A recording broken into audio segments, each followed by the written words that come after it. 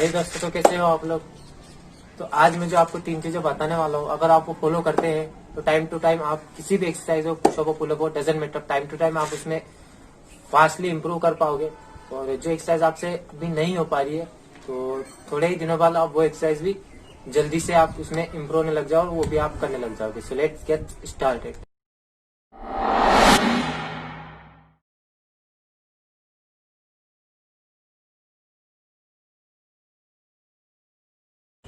Do the negative यानी किसी भी एक्सरसाइज को आपको उल्टा करना होता है। अब ऐसा क्यों करना होता है? होता ही है कि जब भी हम किसी एक्सरसाइज को उल्टा परफॉर्म करते हैं तो वो उसी वेरिएशन, पॉजिटिव वाले वेरिएशन से 30% ईजी हो जाती है। हाँ, हालांकि इफेक्ट आपके मसल्स को उतना ही करेगा, टिश्यू डैमेज भी उतने ही होंगे, टेंशन भी उतना ही प्रोवाइड कराएगी। लेकिन क्या होता है कि जब हम किसी भी एक्सरसाइज को परफॉर्म कर रहे हैं और हम नहीं कर पाते, तो हम उस फॉर्म को सीख नहीं पाते। तो जब भी आप नेगेटिव करते हो तो आप उस फॉर्म को एब्जॉर्व करने लग जाते हो, आप उसमें स्ट्रॉन्ग होने लग जाते हो। तो होता यही है कि फिर जब आप पॉजिटिव वाले वेरिएशन में आप जाओगे तो आप बेटर परफॉर्म कर पाओगे और आप फील कर पाओगे कि हाँ, मैं पहले से स्ट्रॉन्ग हूँ। तो कुछ बातें आपको ध्यान रखनी होती है, जैसे कि 1 रेपिटेशन, जब भी आप नेगेटिव वेरिएशन लगाते हो तो 1 रेपिटेशन में आपको 4 to 7 सेकेंड देना होता है। हालांकि फॉर्म एंड टेक्निक्स वही है जो कि पॉजिटिव वाले वेरिएशन में होती है, बस आपको उसको नेगेटिव करना होता है।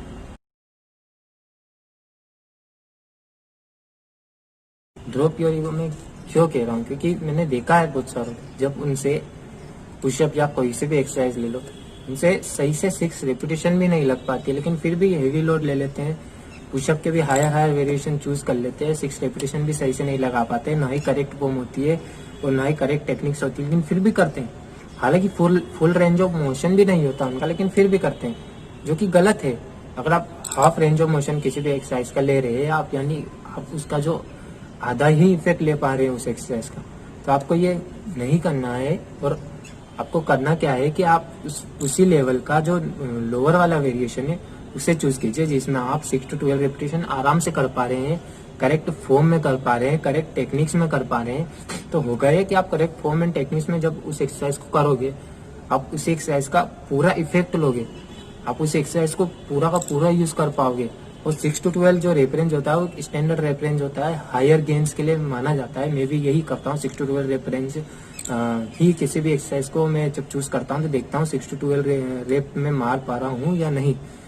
तो यही करना है आपको। जब भी एक्सरसाइज करें तो आपको देखना है कि मैं इसी एक्सरसाइज का, इस लेवल की एक्सरसाइज का 6 to 12 रेफरेंस मार पा रहा हूँ या नहीं मार पा रहा हूँ, और अच्छी फॉर्म और करेक्ट टेक्निक्स में मार पा रहा हूँ या नहीं पा रहा हूँ। अगर नहीं तो उसका लोअर वेरिएशन चूज करना होगा आपको। तो यही है, अगर आप लोअर वेरिएशन चूज कीजिए, अच्छी फॉर्म एंड टेक्निक्स में कीजिए, आप बेटर परफॉर्म होंगे एक वर्कआउट में। अगर आप 6 पुशअप भी मार रहे हैं correct form and correct techniques के साथ, वो भी अच्छे से, तो आप बेटर है। अगर आप 3 वर्कआउट गलत फॉर्म एंड टेक्निक से कर रहे हैं, आप एक वर्कआउट में उतना गेन कर सकते हैं जितना आप 3 वर्कआउट में नहीं कर पाते हैं।